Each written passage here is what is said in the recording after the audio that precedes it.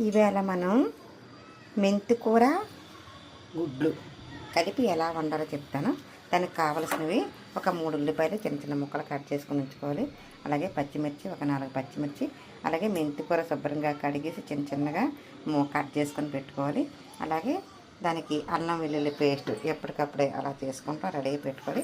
టమాటా కొంచెం ఇలా గ్రైండ్ చేసుకొని ఉంచుకోవాలి. ఇప్పుడు స్టవ్ అంటించాను. స్టవ్ అంటే కళాయి పొయ్యి మీద పెట్టాను. ఇప్పుడు కొంచెం ఆయిల్ వేస్తాను. ఆయిల్ వేసి ముందుగానే ఘాట్లు పెట్టాను. ఈ ఎగ్గకి ఘాట్లు పెట్టిన ఈ ఎగ్గని తీసుకొచ్చి ఇందులో వేస్తాను.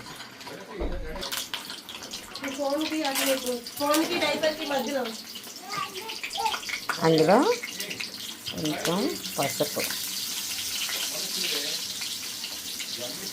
కొద్దిగా సాల్ట్ అలా వేయిస్తాను. అందులోనే ఒక కట్ చేసి పెట్టుకున్న పచ్చిమిర్చి వేస్తున్నాను. అందులోనే కొంచెం కరివేపాకు కూడా వేస్తాను. కరివేపాకు శుభ్రంగా కడిగేసి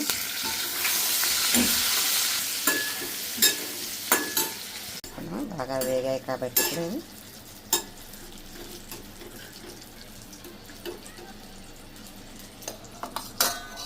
ఇదే పాత్రలో మరి కొంచెం ఆయిల్ వేసుకొని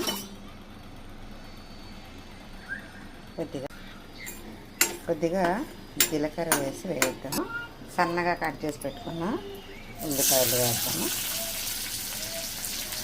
ఉల్లిపాయలు పచ్చిమిర్చి వేద్దాము. ఇది ఉల్లిపాయలు ఇలా వేగాక ఇప్పుడు అల్లం వెల్లుల్లి పేస్ట్ వేసుకుందాం. సిద్ధం చేసుకున్నాం కదా, అది పచ్చి వాసన పోయే వరకు బాగా వేయించుకుందాం.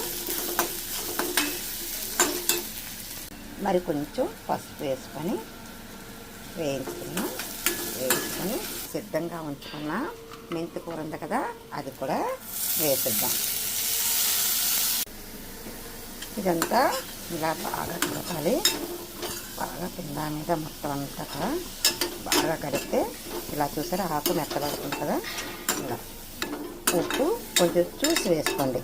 అంటే ఇందాక మనం గుడ్లు వేయించేటప్పుడు కొంచెం ఉప్పు వేసాం కదా, అందుకని తగు మాత్రం ఉప్పు వేసి మళ్ళీ ఒకసారి బాగా కలపాలి.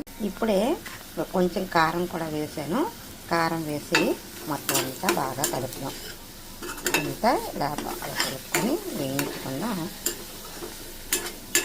ఈ ఆకుకూరలో నీరు ఏదైతే ఉందో అది మనకు బయటికి రావడం కనిపిస్తూ ఉంటుంది. నీళ్ళు వస్తూ ఉంటుంది.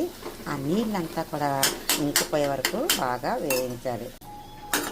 ఇది ఇలా బాగా వేగాక ఈ టమాటా మిక్సీ చేసి ఉంచుకున్నాం కదా, అది వేసి బాగా పచ్చివాసన పోయే వరకు బాగా వేయించుకోవాలి.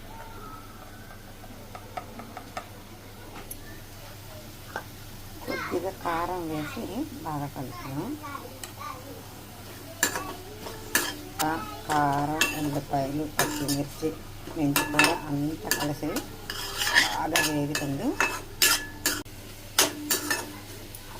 ఇప్పుడు ఇందులో కొద్దిగా వాటర్ వేద్దాం.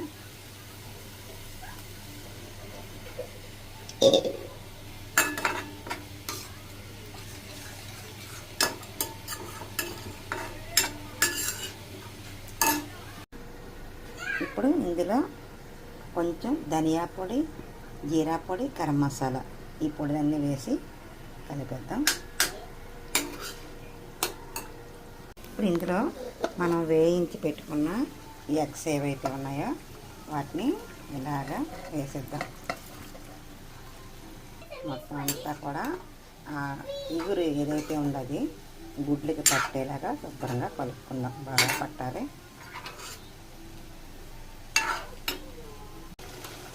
ఓకే, అయిపోయింది.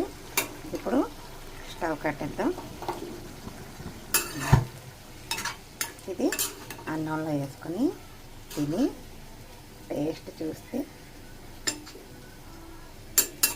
చూసి తింటాను.